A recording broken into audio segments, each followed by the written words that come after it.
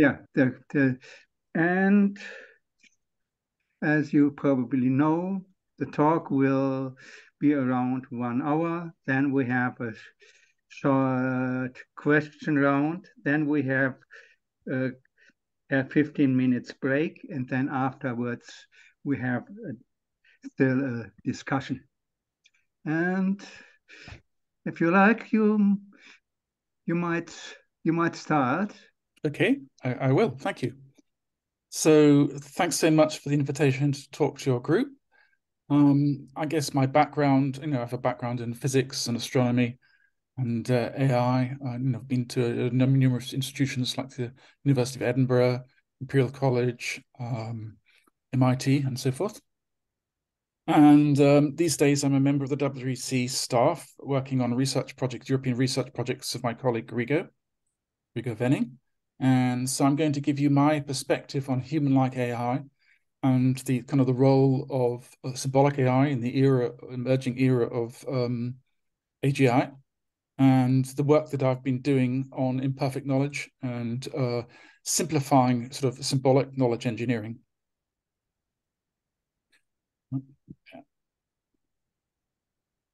Oh yes, one thing I ought to mention, my thanks to the funding for the Terminet project, which has sort of helped me to do some of this work. So why is human-like AI interesting? I think that there's general agreement that human-like AI will be hugely disruptive in many areas. That includes web search, and we're now beginning to see that, for example, Microsoft's integrated their ChatGPT into Bing, into their browser, Edge browser. And we also the impact on personal privacy and ecosystems of services. We're not quite sure how these things are all going to pan out, but there are lots of opportunities. So one of the ideas is of personal agents that can safeguard your privacy, help you with your health, financial affairs, education, and so forth. There will be agents who seek to influence you, kind of concerns about impact threats to democracy, but likewise, there'll be agents to defend against that.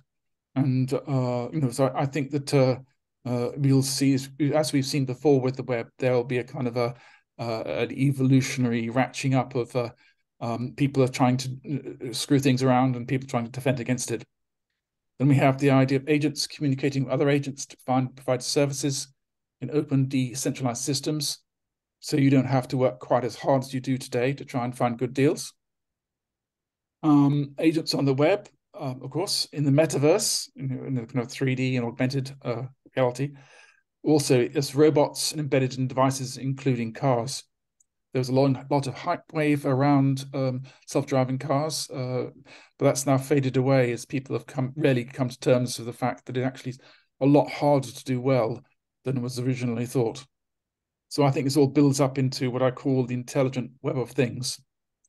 And the impacts of AI is going to affect human society in the large. So it will require political change to ensure that we'll benefit. And I'll come a little bit to that later on in the talk.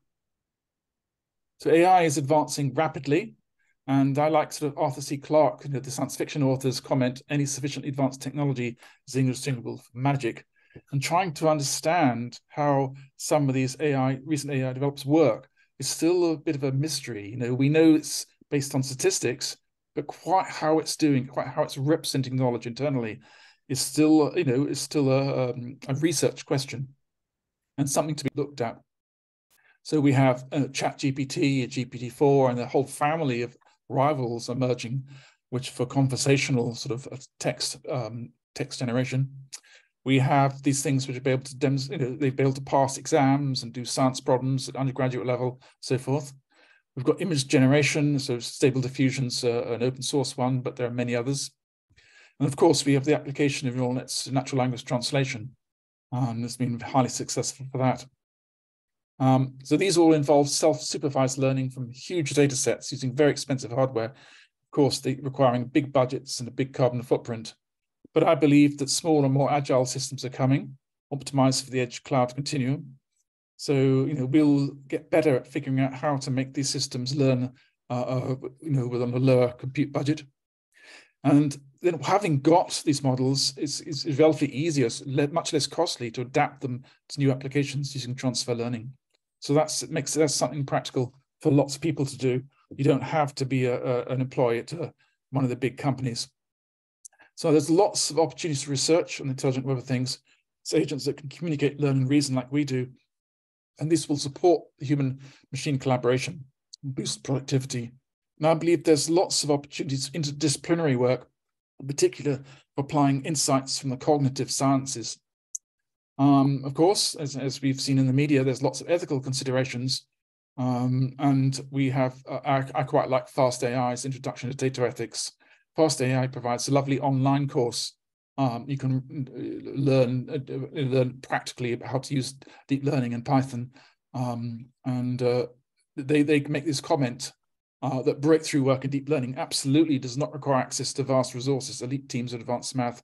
There's still lots of work that just requires essentially common sense, creativity, tenacity. So I think it's really encouraging. So maybe slightly an alarming headline, but it's not really at second glance. Symbolic AI essentially is falling behind relative to neural networks in the sense that we couldn't manually develop sort of the knowledge that these systems, the deep learning systems and large language models have done by themselves, essentially. So, but nonetheless, there's a crucial ongoing role for symbolic AI in respect to interoperability across systems. So symbolic AI essentially focuses on formal semantics and logical proof, but in practice, most reasoning is hard-coded in applications and lacks flexibility. The idea of having logic engines as being the center part of business systems hasn't worked out. So there's a great flexibility with symbolic representations in conjunction with sub-symbolic metadata. And I'm going to introduce today the work that I've been doing on what I call the plausible knowledge notation, which is a level above RDF, embracing fuzzy logic and qualitative reasoning. So explicit knowledge is good because it provides effective transparency, but it's very hard to scale up due to dependency and expensive handcrafted knowledge. By contrast, neural networks are very good for plausible reasoning, and I'll show you that in a moment, with everyday knowledge that it's uncertain, imprecise, incomplete, and inconsistent, and providing argumentation for and against a premise, just like in courtrooms and everyday discussions. But there are challenges, big challenges around transparency and provenance in respect to explainability. Like it may come up with something, but where did it come from? What is the evidence behind that? So neural networks are easy to scale up using larger data sets, automating knowledge engineering and trainable for specific tasks. We've seen lots of really interesting work in the last couple of years on that. So I think the answer is to look at neurosymbolic AI, which seeks to combine the strengths of both disciplines. So I'm particularly a fan of Keith Stanovich's tripartite model of mind. And you see the layers here, the type 1, which is the autonomous mind, with a processing fast, automatic, and opaque. For example, recognizing a cat in a photograph or a traffic sign when driving a car. These things are sort of apparently effortless and very quick. Then we have the algorithmic mind, which is sort of like doing arithmetic in your head or things like that. And the reflective mind, which is thinking about thinking, reflecting on what you've been doing, criticizing yourself, or perhaps suggesting another way to do things. And so this is a kind of also related to the Daniel Kahneman's work on thinking fast and slow. And so it's sometimes referred to as system 1 and 2, but I think type 1 and type 2 processing is perhaps are better terms. So type 2 processing is slow, deliberative, and open to inspection, but it's formed by chaining type 1 processes using working memory. And so this is a kind of an architecture for a neurosymbolic cognitive agents. And so you see on the left, you've got text input, you've got sensors, which could be like sound, images, and so forth, video, or it could be just IoT sensors in the environment. And then we have services feeding information, software services feeding information into the encoder. And the encoder's job is to transmit all these different types of input into a form that the neural networks can work with. It's kind of an embedding. And then we have a number of layers, and then a decoder, which then maps the output back into a form which you can use, like text, controlling actuators, like in a robot, or invoking external services, for example, an external database.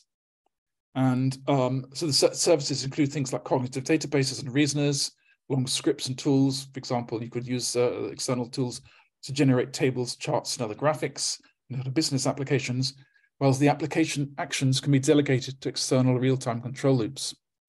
And so what I'm showing you here is that the idea that you've got the normal way of thinking about neural networks is feed forward, which is autonomous type 1 processing, but you can also operate them in a chain of thought type 2, which is essentially feeding information back. So one way to do that, like with the large language models, is to pass some of the text it generates back into its input. But there are other ways, which I think represent really interesting research challenges, where we can essentially increase the amount of working memory within these systems. So this this diagram is obviously oversimplified, and the real networks are a lot more complicated than that. But the reasoning is essentially can be based on chain of thought processing with asynchronous access to external services. A slightly different perspective, more of a cognitive science perspective of architecture, to think of it in terms of how do different parts of the brain map into different sort of functional blocks. And so, the idea here, we have a cortex, which is like a database in some sense, but sort of specialized algorithms in different parts. And different parts of the cortex are specialized for different things. And we have perception, which essentially is pipelined, builds models or updates models in the cortex, making them available for the other systems. We have the kind of limbic system, the feed-forward network, and we have the basal ganglia as a kind of more like functioning essentially like a sequential rule engine, and the cerebellum, which is this sort of actually often contains a lot more neurons, maybe 3 times as much as in the cortex in the human brain, that is, and that's the real-time parallel control for all our limbs and things. And so I won't go into any more details than that, but it's useful to have these different perspectives when you're thinking about problems rather than just taking a single view. So in my title, I wanted to talk about from logic to argumentation. So essentially, many philosophers have worked on guidelines for effective arguments since the days of ancient Greece. For example, Carneades' principles of arguments. And more recently, like in the last century, we have Walton's argumentation schemes. So the idea is that you can't always do things logically, but in lieu of logic, we can have good or bad arguments, and the idea is to be able to infer likely properties and relationships across other relationships in the picture on the left. So if you have a subclass relationship, then you can either infer information back down the hierarchy, in specializing into properties and relationships which apply to a subclass, or you can generalize from a subclass and infer possible properties and relations in a parent class. And the certainty of such inferences are influenced by qualitative metadata and things like typicality, similarity, and strength that represent sort of prior knowledge as a kind of like gut feelings in lieu of detailed statistics. And here I'm particularly influenced by the work of Alan Collins and his colleagues in the 1980s. He and his colleagues, what they did was to get people in a quiet room and record them speaking through how they were solving certain reasoning tasks. And that led him to this kind of general approach. And then we can have forward and backward inferences using implications. So, for example, you can imagine weather is raining implies weather is cloudy. And that's sort of all using the peak-end syntax. And so if it is raining, then it is very likely to be cloudy. But if it's cloudy, then there's a good chance it may be rainy. So we can make that reverse inference because we have some gut knowledge or some feeling as to the likelihood of that. Whereas in strict logic, you can't make that reverse inference. But with additional knowledge about the kind of likely situations, how often things happen, you can make those kind of inferences even without really solid statistics. And then there's inferences based on analogies using matching structural relationships, and there's been quite a lot of work on that over the years. And then there's this whole idea of fuzzy things, and Zade, inspired by Zade, and things like ranges with fuzzy terms like cold, warm, and hot, which kind of overlap and are very softly defined. And then fuzzy modifiers, like not just old, but very old. And then fuzzy quantifiers, such as few and many, as well as the traditional quantifiers like all and some, or there exists and for all.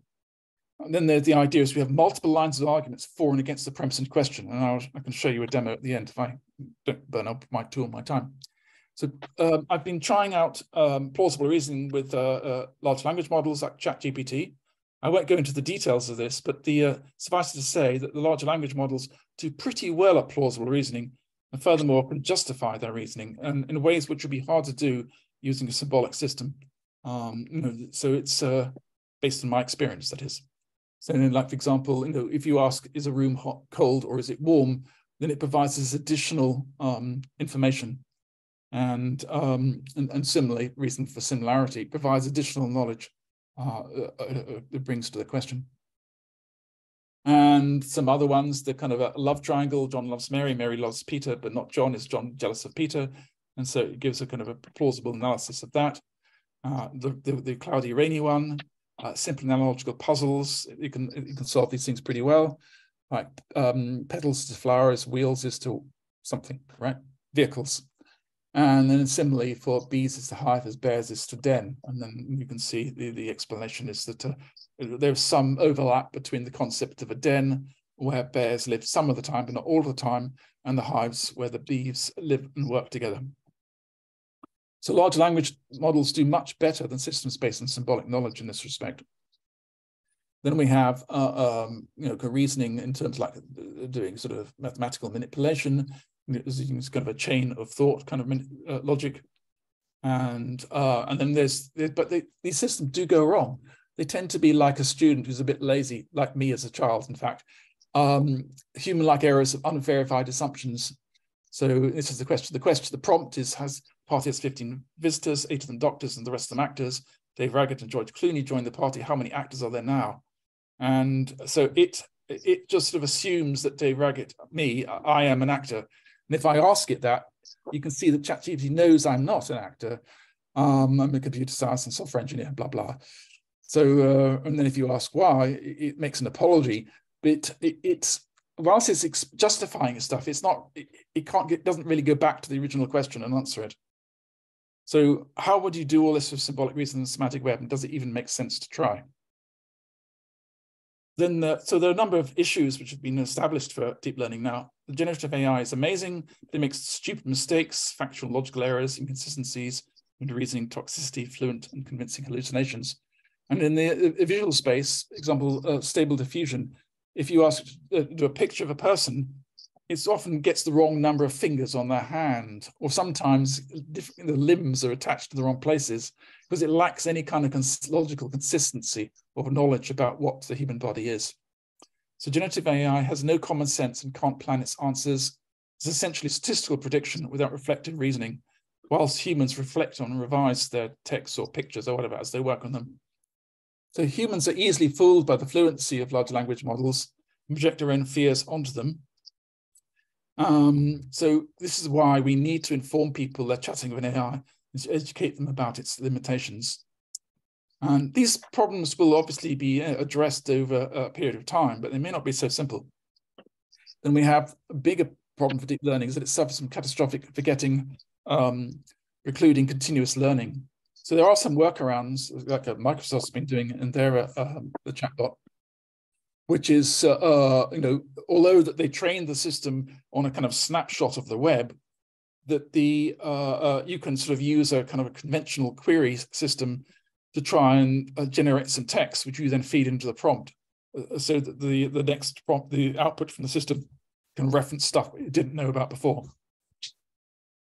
But it's pretty weak. So plenty of research challenges, and lots. I think it's a very exciting time to be an AI researcher. So one is to try to distill these language models to better suit model-sized systems, and as a basis for transfer learning. And there's been a lot of interesting work on that at the moment, like mini GPT. And then there's faster and smarter learning of smaller data sets mimicking human learning. So there's kind of how do you combine type 2 cognition to guide learning, explicitly, so the system can think about what it's learning and propose some ideas and try them out. So this involves combining generalization and memorization. Then there's the taming catastrophic interference, and this is key to transfer learning and neural network generalizability. And then there's all this stuff to do with type 2 processing, introspection, metacognition, reflective reasoning, where you need plenty of working memory. then we need to be able to build trust by citing provenance, avoiding careless mistakes and offensive responses. So how do you train the system into good habits so that it thinks about what it says, it checks before it speaks, it critiques, as it does a self-critique on biased or offensive responses to avoid issuing them. So how can we integrate episodic memory about the history of the past and continue learning? Instruction is like teaching the system directly, as in like in a teacher at a school. Observation is where the like children and these systems should be able to learn by observing others or observing the environment around them. And direct experiences where you can manipulate the environment, children trying to balance blocks and so forth. Then there are challenges around human languages. We only really have large resources, training resources for widely popular languages, for example, English, of course. So how do you build systems for people with relatively few speakers, only say hundreds of thousands of speakers or tens of thousands of speakers? And so the role of transfer learning from languages with many speakers. Then there's the idea of, rather than having to do all the learning in one big central thing, can we use distributed hive minds for fast learning?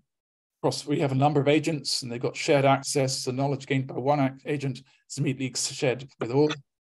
And the hive is not just a set of clones, but it's a diversity of personalities and skills, which increases the resilience to changing environments. Then for these systems to be really practical, we've got to support agent-client confidentiality.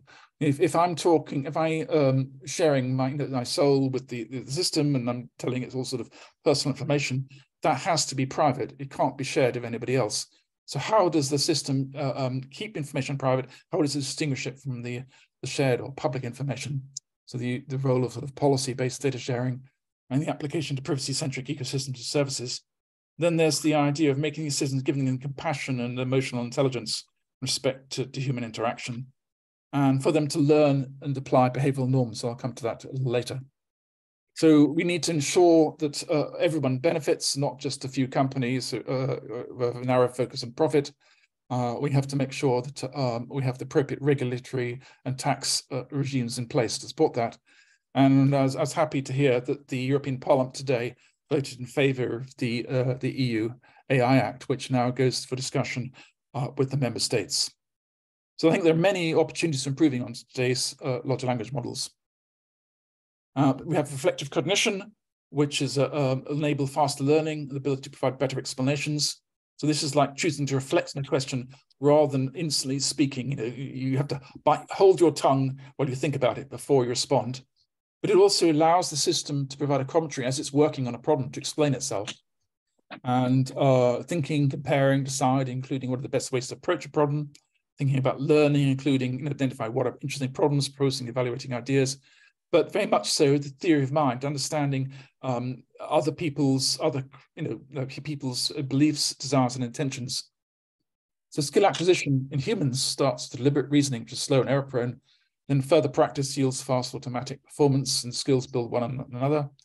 And it's interesting that children can only really describe how they execute a skill after they've really reflected it, after they've really acquired it in some sense. And so what is needed to support reflective cognition in neural networks? And I think a key part of that is figuring out how to support episodic memory, which is a memory of the past, and what was I doing a few minutes ago, a few days ago. So episodic memory is a basis for self-awareness. And anyway, there's some references. And then we have the idea of behavioral norms. So I was at a Darmstadt seminar early this year, and this is one of the sort of sessions I helped to lead. And the idea is to be an effective partner for human-machine collaborations. We need agents, cognitive agents, to learn to follow behavioral norms of social interaction. And a very simple example is that like a baby learns that when a mother smiles at the baby learns to smile back, which is really very complicated if you think in terms of all the muscles and the vision understanding involved. It's really quite a sophisticated process, but it comes naturally, and babies learn it very quickly. Then there's the idea of what are cooperative dialogues, and we have the Gricean maxims as norms for that. We can readily detect when somebody violates the kind of norms, even if we don't know what those norms, we can't say what those norms are. We may apply sanctions of some form. So then there's implicit norms, which are those which are automatic and it's hard to state. And explicit ones, the ones it's easier to talk about because they're written down. So how can cognitive agents acquire norms and detect violations. And this is related to the theory of mind, causal reasoning, explaining predictive behaviors. And then there's this business about what does it mean to argue effectively. So Walton, is a philosopher from the last century. He provides a long list of argumentation schemes, but how do we teach large language models and symbolic systems to reason effectively, within perfect or imprecise knowledge? How do we measure the veracity and strength of those arguments? How do we tailor arguments to a specific person or audience? And how do you sort of assess how well a system or person argues? And particularly, how can we detect things like unintended biases in intentional but hidden dog whistle tropes? And this is important for policing social media and so forth. So this involves an evolutionary race between systems designed to influence people and systems designed to defend against that and their impact, consequential impact we can expect to see on social networks and politics. So a big question is how to develop systems capable of learning how to reason when given suitable examples, from annotated examples describing the strengths and weaknesses of a particular form of argument. So we need to be able to generalize beyond the training examples. And an interesting question, I think, is to see, could we pre-train symbolic language models akin to how neural network models are pre-trained using master word prediction? So I think that's quite challenging. And the question is, if neural networks are really good at this, maybe we should focus them, right? But there's a lot to be gained by studying best practices for teaching humans. So I think that we're going to see industry is starting, it's been for many decades, it's been focused on relational databases, SQL and so forth. And in more recent years, we've seen an evolution to graph databases, of edges and vertices and so forth. And so that involves things like property graphs and RDF, and associated query languages like Sparkle for RDF and GraphQL for property graphs. And then I believe the next step will be, for increasing flexibility, ease of development, will be cognitive databases, which are human-like AI, which can be symbolic or it can be this sort of neural network, sort of vector space models. Both are practical. And so now we can interact with these in sort of cooperative task solving or problem solving exercise. So very different in flavor from today's databases. So traditional logic draws inferences from a set of facts and rules where things are either true or false. And inconsistency is not allowed because it causes the proof to go awry. But the real world is very much imperfect, and the knowledge is uncertain, imprecise, incomplete, and inconsistent. That's very much true of each of us. Each of us has only a limited view or knowledge about the world, and it's changing all the time. And what we're learning isn't always correct. We learn things which may be just wrong. So RDF is W3C's framework for symbolic knowledge, but it's based on the same ideas of traditional logic and suffers the same limitations. So what I've been working on is trying to take some ideas from the cognitive sciences of people like Alan Collins to support a reasoning with imperfect knowledge.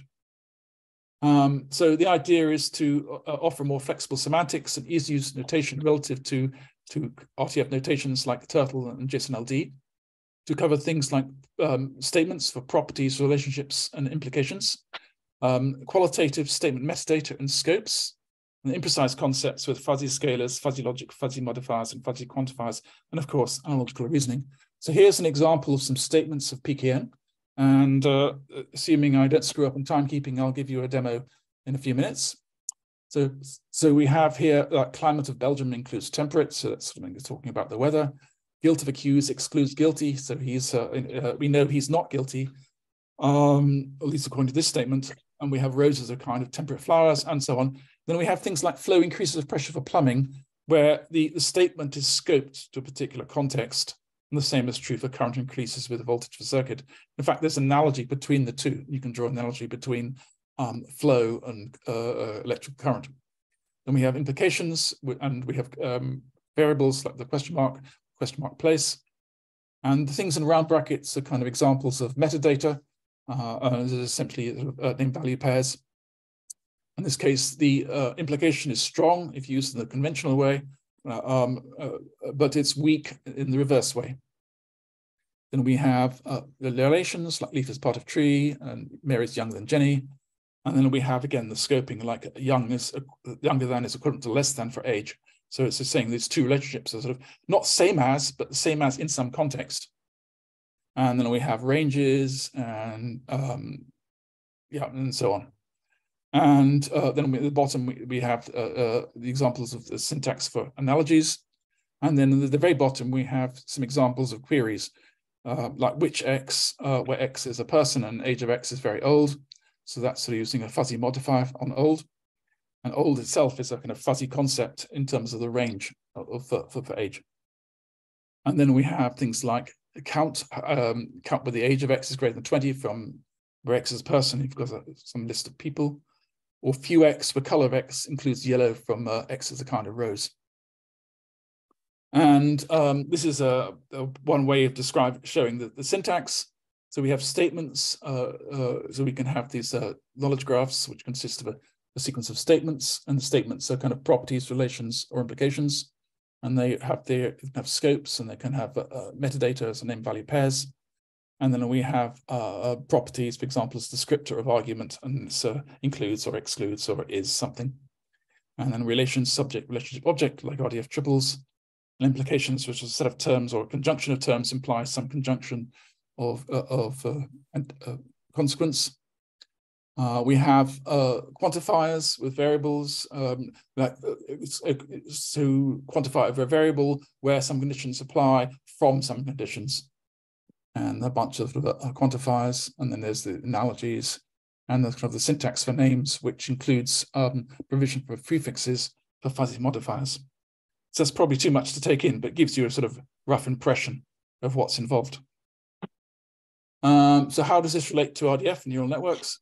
So RDF, W3C's resource description framework, is based on triples or labeled directed graph edges. PKN statements can be modeled as a collection of triples. And you can do this, map it into that using a kind of like an RDF blank node as a subject for 5 triples. But of course, then you have the challenge of how do you represent comma separated lists in RDF, which is, there's various choices there. And so PKN can be considered as a member of a family of notations, providing a richer semantics compared to RDF. And there's also a simpler syntax compared to many RDF serializations. And but PKN can also be mapped into cognitive chunks. This is something from the cognitive science world.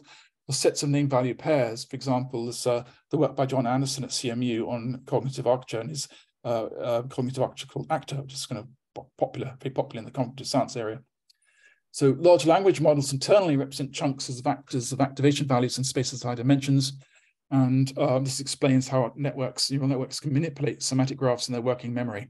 We don't know, this is still a very much research area exactly how the neural networks learn to do these things, but you get the kind of, there's some simple ways to demonstrate how that is the case. So then there's also the case of combining the large language models, external cognitive databases. Oh yeah, and I mentioned there's the way you can by analogy to JSON-LD, that you can map the names in PKN to the kind of URIs, which are part of RDF. So chunks and rules are kind of slightly different perspective. This is cognitive science perspective. So the idea of a chunk is a collection of name value pairs, essentially, where these values can reference other chunks. RDF is sometimes thought to be hard to work with, perhaps because it's kind of relatively low level and focuses on triples rather than high level concepts. Property graphs have been dubbed as being a little easier, and they've seen increasing adoption by industry. But chunks and rules, I maintain, are easier still, built upon decades of research in the cognitive sciences. So say simple syntax for representing and working with properties, and where, as I was explaining, and it plays a complementary role to the PKN. So the syntax for chunks and rules is obviously a lot simpler than PKN. So we have essentially we have a knowledge graph is essentially a combination of chunks and rules, and the rule chunk is essentially a set of a type, an optional ID, and a set of properties. So properties are name and a corpus separated list of values. The values can be names, numbers, and variables. And then we have rules where a conjunction of conditions implies a set of actions, and and the actions and conditions are expressed in chunks. So this is assuming this sort of architecture on the right. So you have the cortex, which is like a set of cortical modules. We have perception and actions, which are kind of the perceptions putting models, updating models in the cortex. We have kind of a goal modules, a short-term memory. We have a longer-term memory, and then we have the kind of a procedural memory and the actions. And the actions are kind of analogous to the cortico-cerebellar circuit. So it's a delegating actions to this different system, parallel system. So the rule engine is accessing these modules via buffers, which can only hold a single chunk, which is quite a restriction, but that allows the performance to be good compared to things like OPS5 production rule language, where essentially the rule engine can access all the chunks, as it were, in the knowledge base. In this case, you're only limited to operating on the buffers, one buffer at a time. So this is inspired by Anderson's actor. It mimics the characteristics of human cognition and memory, including spreading activation and the forgetting curve. As humans, we forget, so we can focus on what's important. And so that's something you don't normally see in databases. But if you want to have very large databases, then you need to be able to figure out what's important, rather than, so that, for example, in the web search engine, it has to try and figure out by various different heuristics what things are most important to a particular query. So we have rules and conditions which specify which particular module, cognitive model they apply to. The variables are scoped to the rules they appear in, and the actions either directly update the buffer or invoke operations on the modules, which asynchronously update the buffer. Here, there's a very clear analogy with HTTP client-server model, which allows these cortex essentially to be distributed, to be remote. And there's a predefined suite of operations on the cortex. And the reasoning is decoupled from real-time control of the external actions, and I'll show you a demo very shortly. So this has been worked upon by the W3C Cognitive AI group, and so we have a specification there. So we have my cat's desperately trying to get in. He wants to feed, we'll have to wait. I can hear the tapping on the window just next to me. So this is the idea of applying the cognitive rules to a robot in a factory. This is a work I did for a seminar a couple of years back.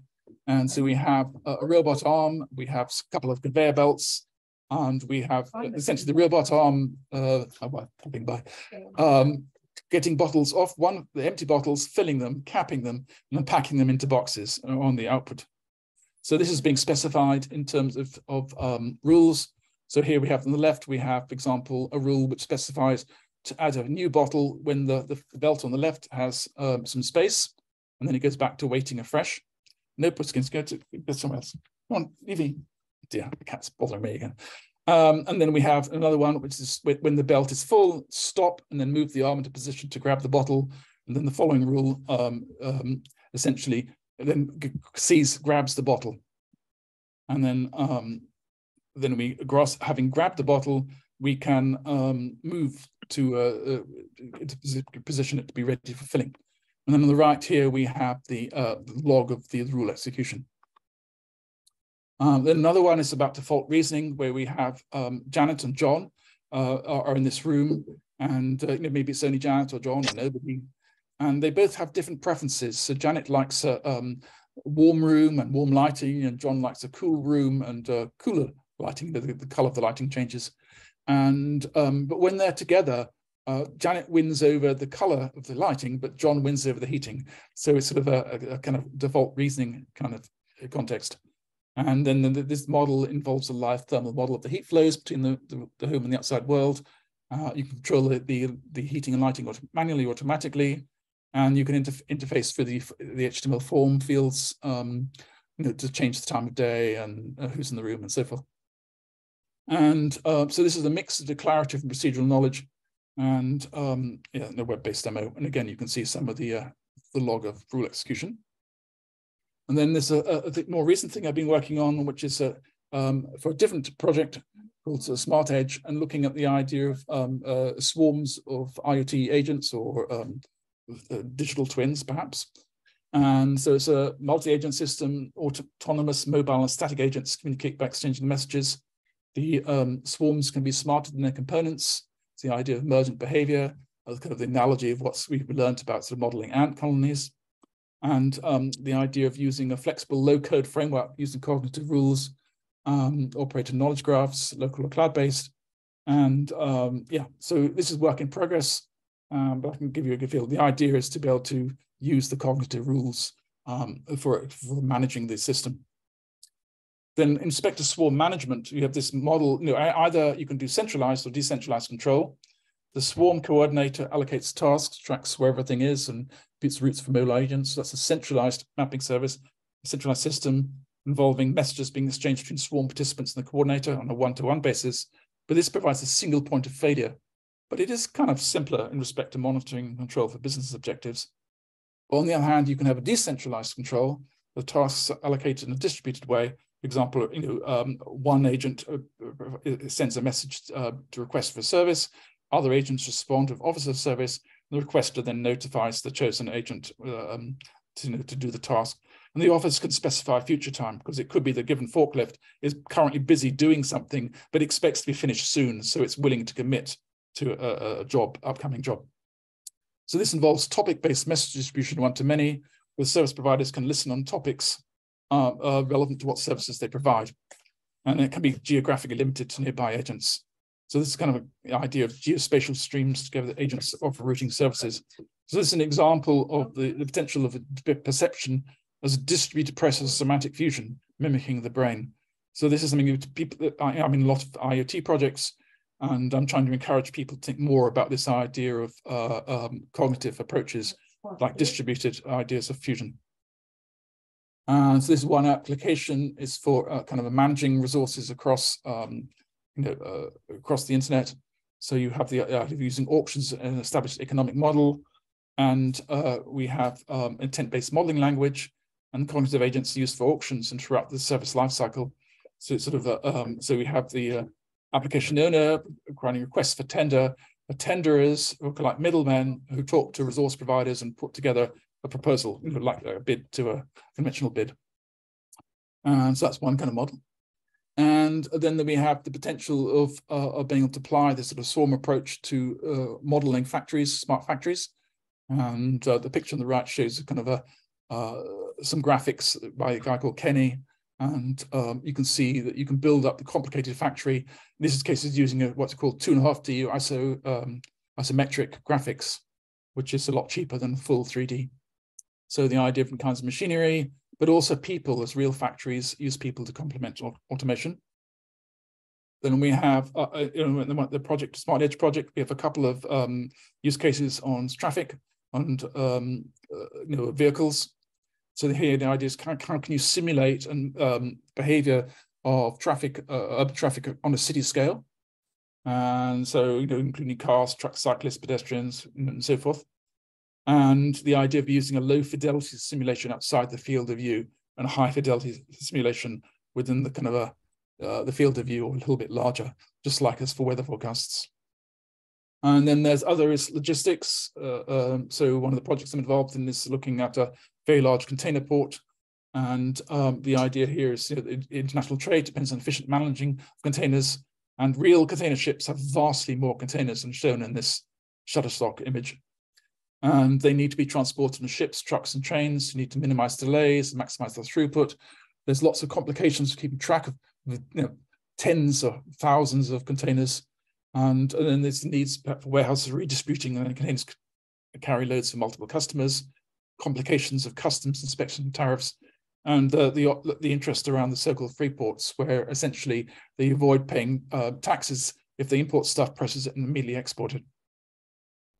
So some quotes in AI. I don't going to read through all of these, but essentially AI has been in the news a lot just recently. So I guess Marvin Minsky back in 1967, he was obviously a gung-ho optimist. AI will be substantially solved in a generation. Well, that didn't work out.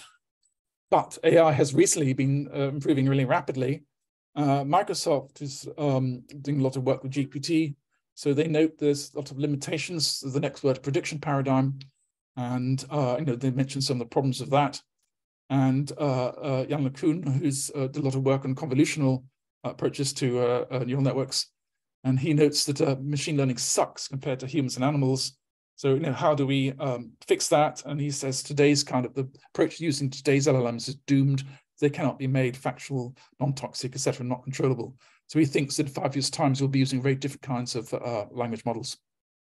And then we have Andrew Ng, which is struggling to see how AI could pose any meaningful risks or extinction. All these cultists who are screaming out loud about AI extinction risks, and it's just statistical text generation. And no doubt there are many kind of problems which we do need to address: bias, unfairness, inaccurate, and so outputs, job displacement, and so forth.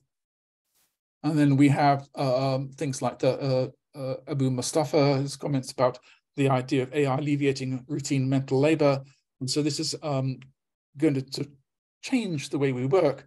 And it'll take perhaps 20 years, but it's a very rapid timescale compared to the Industrial Revolution. So we do need a safety net for this. And he noted, there's lots of this increasing number of people now standing up and talking against the risk of rogue AI systems. We are all too easily attribute human intelligence to AI systems, and our fears, likewise, our fears about bad people. It'd be very difficult for an AI system to build some superior system due to the challenges of building new chips and assembling these large-scale systems, which tend to be very obvious. And in any case, studies show that general intelligence, at least for humans, has no correlation with the will to dominate, hurt, and control. So he's very much more concerned about the practical issues of practical social impacts and increasing isolation. We must assure that AI does not increasingly isolate us as a social species. We need to ensure that AI actually helps to socialize, not the other way around. And then, some risk and liabilities. So we have the European Parliament has just voted on these draft regulations on AI risks, the EU AI Act. And then there's further legislation is expected on liability. So the approach is based on the levels of risk, so unacceptable, high risk, limited risk, and low risk. And unacceptable risk banned, high risk subject to extensive obligations. Limited risk, you must be aware you're interacting with like a chatbot, an automated system. This image was generated, this piece of music was generated by an AI.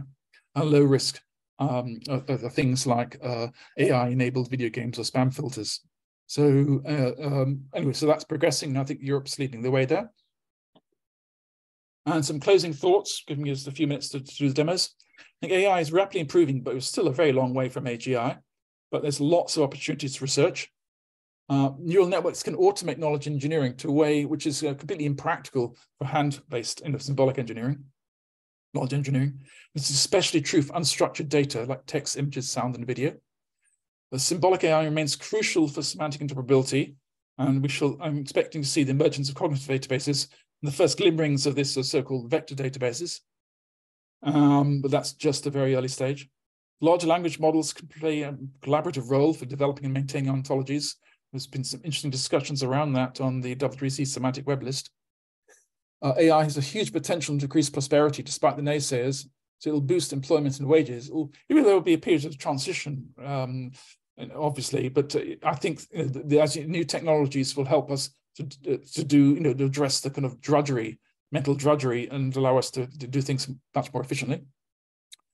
Humans still are very unique in our sort of we can jump to ideas. So eureka moments. We don't have to do everything sequentially, and so we should be able to be. It's like an intelligence amplifier, we hope.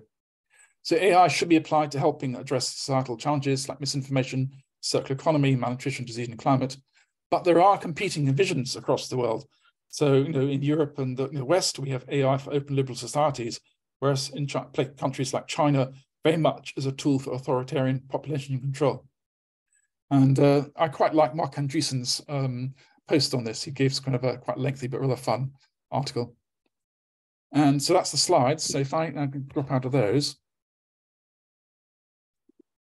So this is I'm not sure, maybe make it a bit wider, bigger the text. Is that good, visible enough?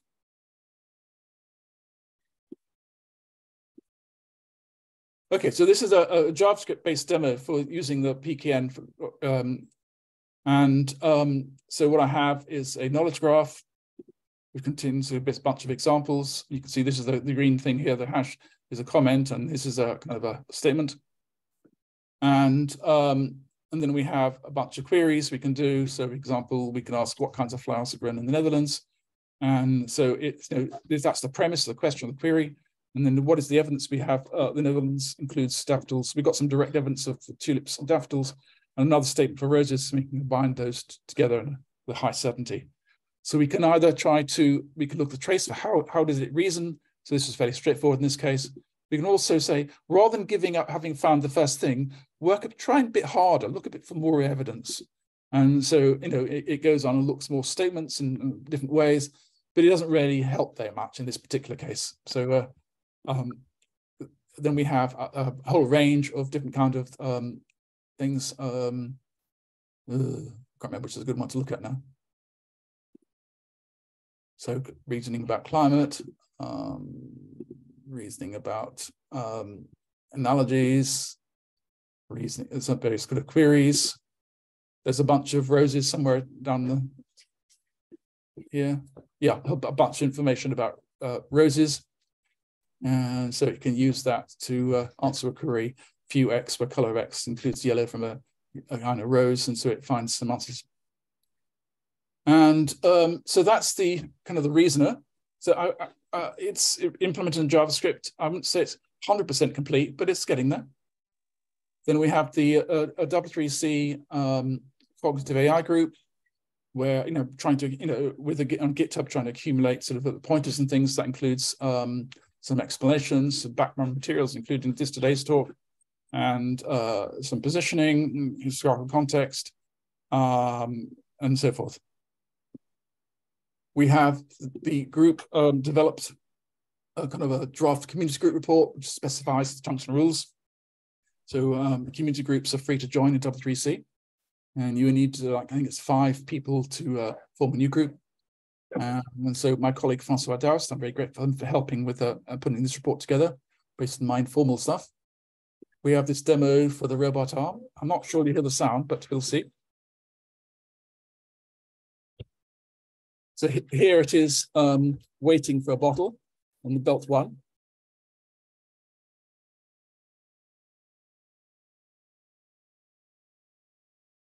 When the bottle reaches the end, it stops and the thing grabs it and puts it into filling. You can see it being filled with wine, red wine. And then it moves it across to the capping station and then puts it into a box. So the arm itself, basically the rules specify kind of a goal for the arm in terms of position of the gripper, the angle, the orientation of the gripper, and how far apart the gripper is, gripper separation.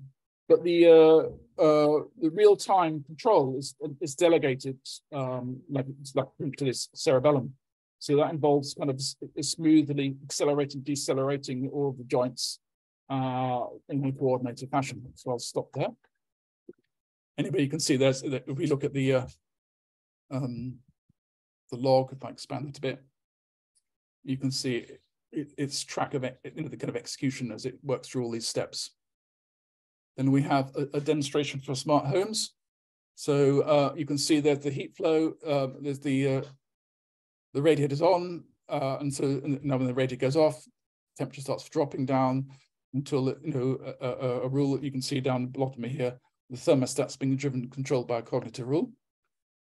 And so if we change this to say the evening, now Janet and John are both in the room. Now if I take Janet out of the picture, it changes over to the cool lighting that John prefers, and the temperature drops is here. And if we take Janet and John out of the picture, no, wait, both of them out, right? Yeah. Then the lights go off, obviously, and the and if I bring Janet on by herself, and she gets the warm temperature, the warm room, and she gets the higher temperature. And at night time, when it's a lot colder outside, 5 degrees, the radiator struggles because this is a British house, and British houses are notoriously poorly insulated. So that's using, so we can see it's using a whole some facts and some rules carried to support the inference. And then we have this this one.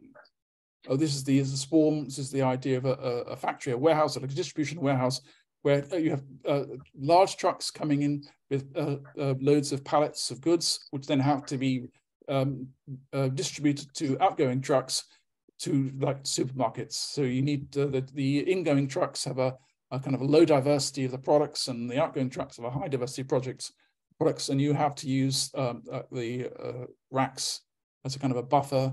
And if I just set it running, you can see that it's using the 2.5D graphics and each of the agents is essentially being given some instructions, which unpacks into further instructions to do its particular job. So in part of this, I mean, looking at kind of the routing, and so one of the ideas is looking at using the A-star algorithm on a grid. So essentially, that's like the A-star algorithm. The heuristic is pulling the blob, as it were, towards the target, and then having reached the target, you can trace back to find the route. And then there's another model, which is essentially a model inspired by sort of ants or dynamic programming, where essentially you get a flock, a cluster of swarm of ants, which are stochastically mapping out the distance from the origin to any given point. And it's being pulled towards the destination in a similar way before. So I think with that, my hour is up. So I'll hand you back to your host. And I think we had a few questions before the break, right?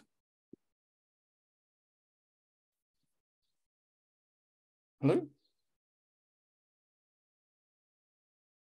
Yeah, everybody's muted. Ah.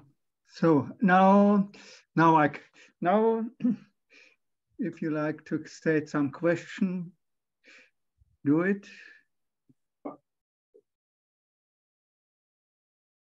Hi. Dave, can you hear me? This is Herman. Okay, it's fine. It's good. I posted a question in the chat and I just read it.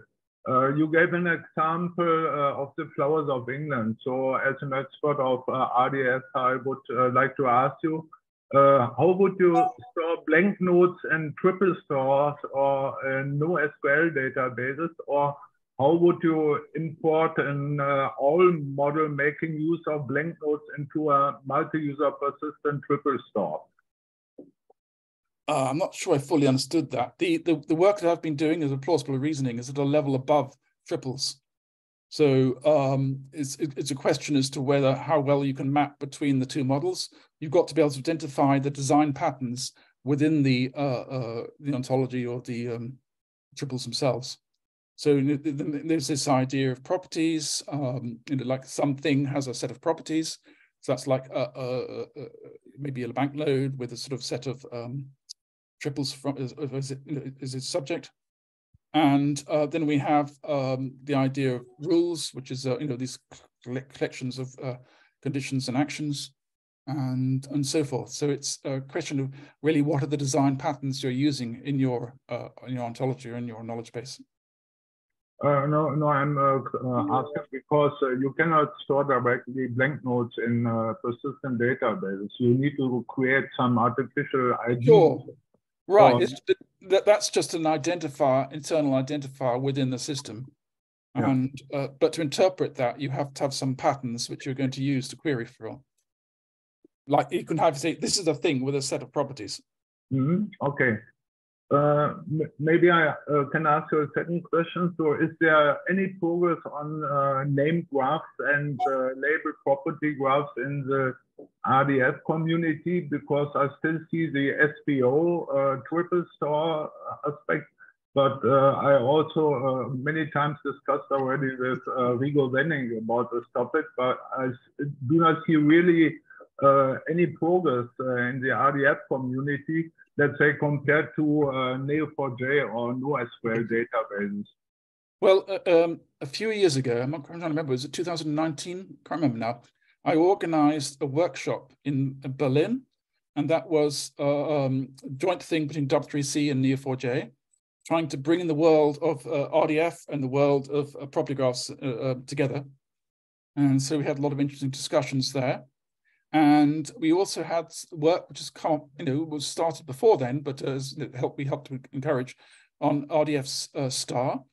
So this is the idea of making RDF easier to use RDF with things like property graphs and annotations. If you want to annotate the edges, as it were, in your graph, how do you do that?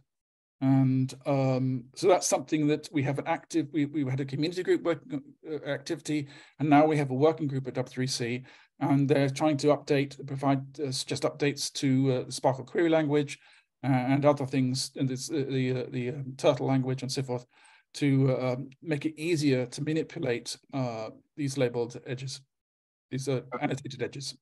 Is there any idea in which time frame this could be become a standard? Well, it depends on how. I think the work is progressing well, I believe, and there's also been implementations. You know, there's the commercial implementations out there for RDF star, for example, Amazon's Neptune. Obviously, that as the standard, it gets, you know, you chip off the rough edges and you maybe make a few tweaks. So, you know, I can't say exactly how long it will take to appear, but I would, you know, encourage you to go and take a look. Okay, thank you very much. And next, Boran, you had a question? Yeah, but that was answered already. I wanted to ask about the options to import explicit knowledge in an RDF graph into PKN. But from the previous question, I heard that this would be a standard way anyway. And like Dave said, it's a matter of mapping. Yeah, it's the question. PKN is at the moment is a very early stage. It's just, you know, essentially it's a proposal, it's sort of something to be explored. It's, you know, how can we make it easier to work with graph databases? What are the abstractions above the kind of basic triples support that? And what kind of abstractions are needed to support imprecise and imperfect knowledge and so on? So, you know, I think that there has been less effort put on this problem of imprecise and imperfect knowledge. I did organize a workshop during the pandemic. It was a remote workshop as part of the Knowledge Graph conference in 2022. And so, you know, we brought together a bunch of people to look at some of these sort of questions. But I think there's lots of opportunities to think about if we want to formalize, or you want to capture imprecise, imperfect knowledge, you know, inconsistent knowledge, then we need to go beyond the kind of abstractions we have today. Thank you. So, is there any further question now? Okay, that's not the case. Then we will have a 15 minutes break, and after 15 minutes, we will meet again.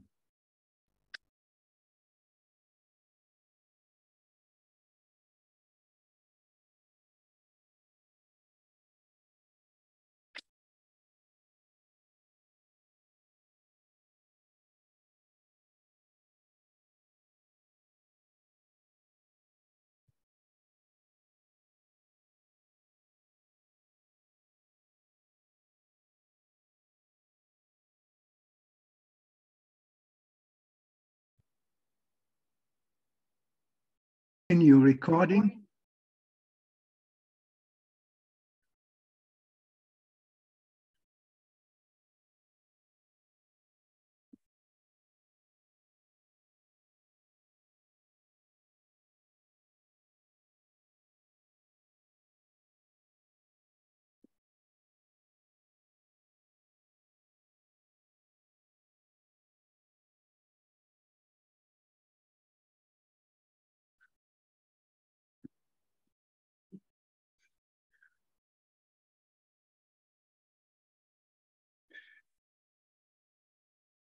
How does this work? Do people just speak out, or they type their questions into the chat?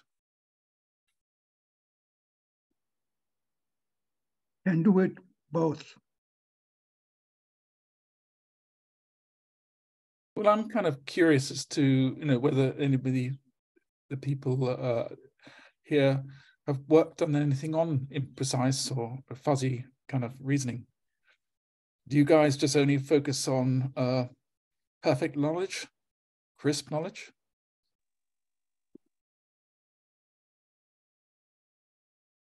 I didn't get it, sorry. I was going to say that traditional databases and graph databases and so on they kind of assume perfect knowledge. They avoid inconsistencies, they avoid imprecision. So have any of you been looking at the challenges of dealing with imprecise, uncertain, fuzzy, inconsistent kind of knowledge?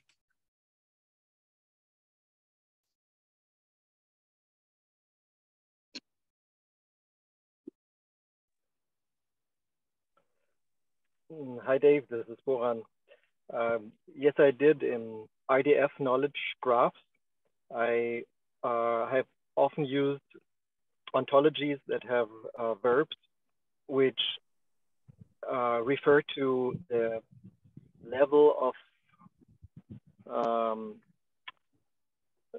certainty or a confidence as to whether this knowledge is seen as a fact or as an assumption or something in between.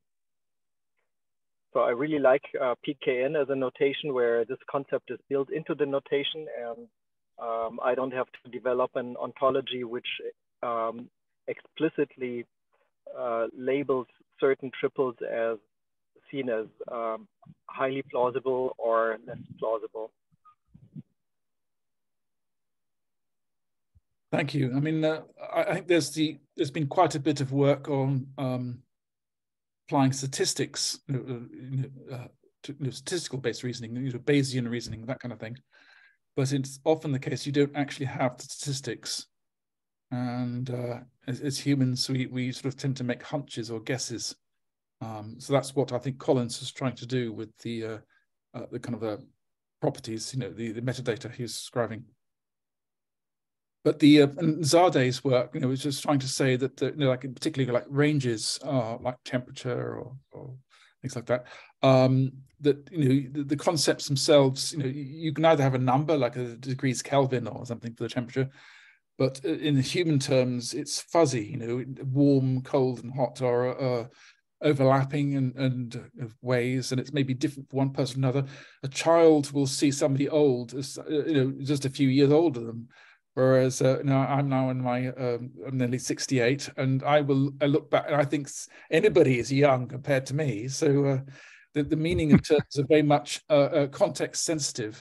So again, that if we're connecting these information in our databases, where the information is collected from different sources, from different contexts, how do we express that? I think it's kind of an interesting challenge.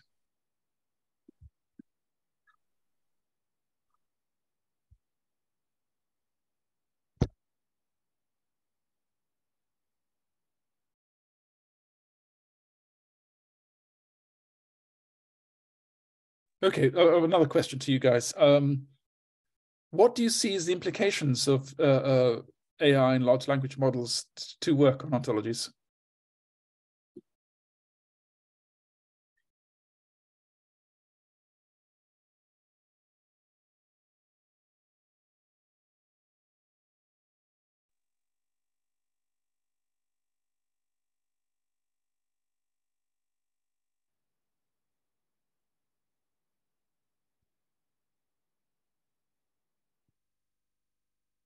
I think the limitation is that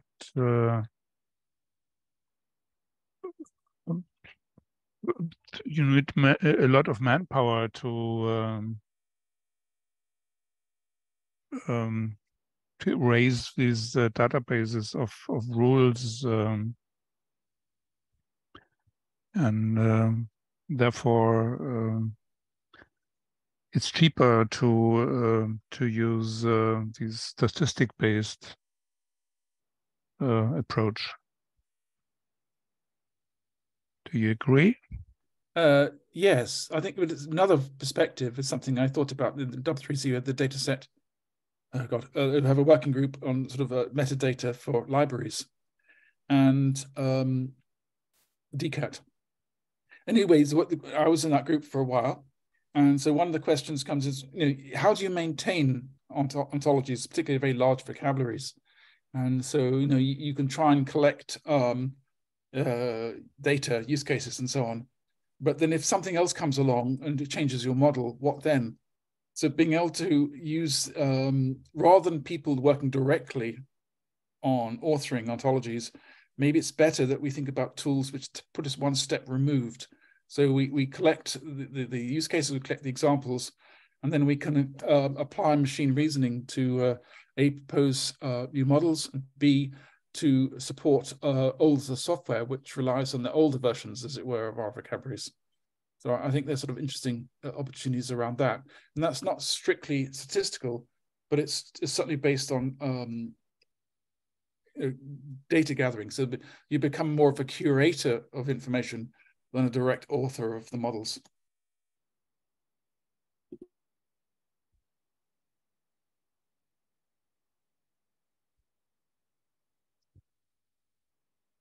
It's kind of a bit like a software design by test cases.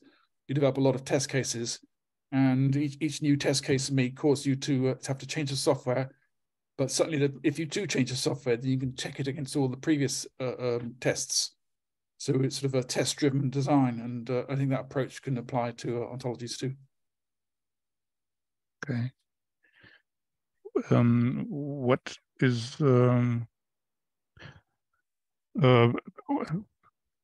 in the past, a big point always was can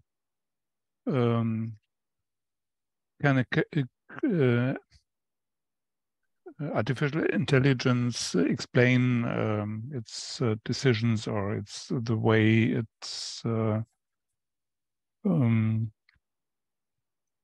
it got to its conclusions. So how did that change meanwhile by the software like ChatGPT or so? Well, this idea of the chain of thought. You in current systems, that in your prompt you have to ask it to explain step by step, and then it does so. So essentially, rather than just intuitively producing an answer, you ask it to produce each step by step and explaining itself. And so I think that's it. As we've learned how better to engineer systems which can do this sort of type 2 processing, you know, the algorithmic and reflective reasoning, then we can improve on that. Okay, thank you.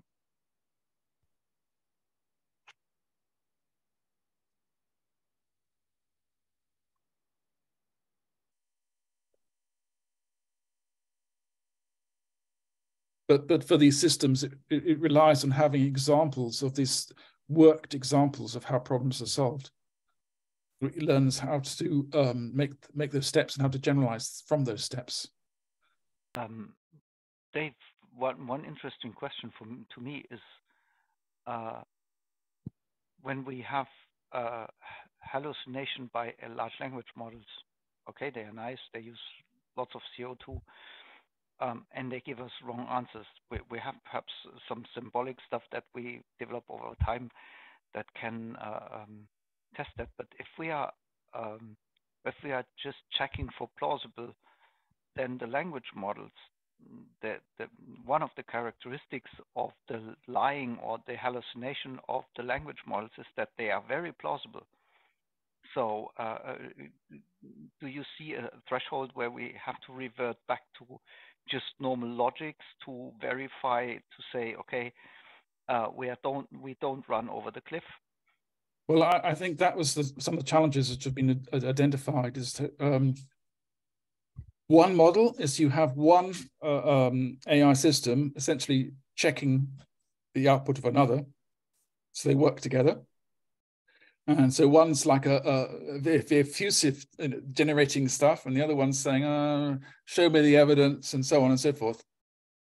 And that's biased. And so you can make these sort of systems where you have multiple agents working together in that way. Another is to, if you train these systems with not enough examples, then they learn intuitively not to make some of those mistakes. In Microsoft's, if you go in Microsoft Edge or Skype and so on, you can invoke through the Bing search engine, you can invoke ChatGPT, I think it's GPT-4, not sure. And you can see that they've gone to some considerable effort now to try to relate what it says to stuff the search engine can find directly. So it tries to avoid that problem.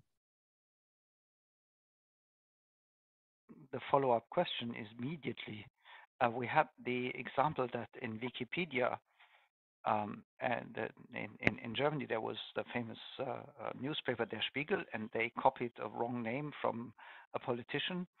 And as a source, there was Wikipedia, and in Wikipedia was fake. So this is self-reassuring, and some of the main criticism of large language models, especially when taken from the web, was that we expect, and Hermann is the specialist for that, we expect a lot of generated text by those language models on the web. So Josef Weizenbaum's assertion that the web is the biggest information dumpster in the world. Now that the language models then will learn from generated stuff and from other language models, which then reinforces bias, and we don't know yet what exactly happens. Is that possible also for the plausible one? Because you have one agent being plausible and another agent being plausible, and in three plausible agents, they say, oh yeah, now I'm 80%. Okay, this is very parallel to human-like AI, where when you have 4 people with a bad idea and they reinforce each other, it's still a bad idea. Now, how do we verify that? Well, it's a very good point. So that people want to avoid, you want to curate your data sets to ensure that they are, in fact, human generated, not machine generated. So, how do we do that? How do we, what rules apply to the curation and the gathering of these data sets is a very big issue. It also relates to the issue around copyright. What does it mean? What does copyright mean in the era of generative AI, where generate text or images or music or whatever, in pictures, very much in the style of other people. And so where does that leave copyright? Anyway, so I think one of the sort of things, there can be concerns about generating text, which like the bad guy, the bad actors who are trying to influence elections or who things like that. They can apply these tools to generate all kinds of really highly targeted information. If they get enough information about individual people, then they can get increasingly fluent and convincing propaganda targeted individuals. So for this, really, we need to be able to use provenance. Where does this stuff come from? Why do we trust it? So this really brings us down to the need to be able to find effective ways of describing the provenance and proving the provenance of information sources. So, as I see, Boran has still a remark. He says, yeah. Yes, I wanted to ask Dave, first of all, thank you for the wonderful insight in this state-of-the-art research you're doing. It's really interesting for me. And I have experience in the IDF field, symbolic knowledge, and I can see how PKN is an evolution of that. In the beginning of your talk, you gave an overview of the 2 different approaches of AI, the symbolic knowledge and neural networks. And I failed to understand, and please fill me in, how PKN relates to neuronal networks. Okay. So what would be that connection? I think it's a good question. To be quite honest, whilst ChatGPT and its like can do this kind of reasoning, we don't know exactly how they're doing it internally. So there's research on trying to understand the kind of internal representations that are being used. So we know that the deeper the number of layers, that helps because they can have this sort of deeper concepts. And also the amount of working memory represents how many words or tokens the system can process at a time. Like some of the very new ones have very large token buffers of many thousands of essentially of words equivalent. So the question is, and how do they represent these things? So we know they are capable of representing graphs in terms of vectors, And so there's like the idea of this circular convolution. So you can then encode properties as vectors, and then you can combine the vectors together, simple vector sums, and then you can deduce or query them for the values afterwards. And it's noisy, but then there's ways of dealing with that too.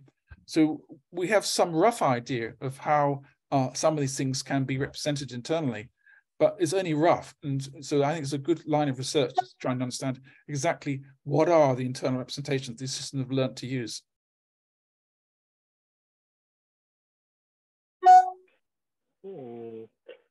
Does it mean, well, PKN, would that be a method to improve large language models, or is it the other way around? Would you extract graphs that the large language models have developed themselves and encode them as PKN? So there's a question, can we extract knowledge from large language models in some way? So there's kind of idea that rather than generating text, you generate some structured representations. And they have examples of applying large language models to coding, and there's sort of Colab and other tools where it's generating some structured language as output to another external system, which then feed back to the input of the neural network. So in principle, we could get these systems to try to generate output in the form of some structured form like PKN, and be able to take PKN directly in rather than just plain language. And so yes, that's a promising area of research. But it's also that if you really want to be able to combine the kind of the neural network, the large language statistical approach with these explicit symbolic approach, then we need to investigate how do we interface the two.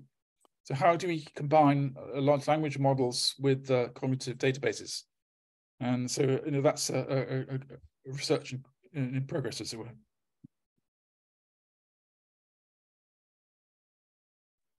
But I certainly see that there's the idea behind PKN, the idea of the building blocks in terms of properties, relationships, scopes, metadata, implications, analogies.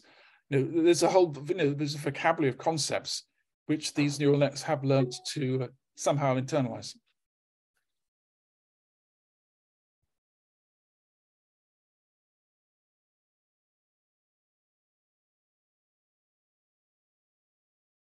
No. Is there any remark? If not, we should really thank to Dave and should put the hands together.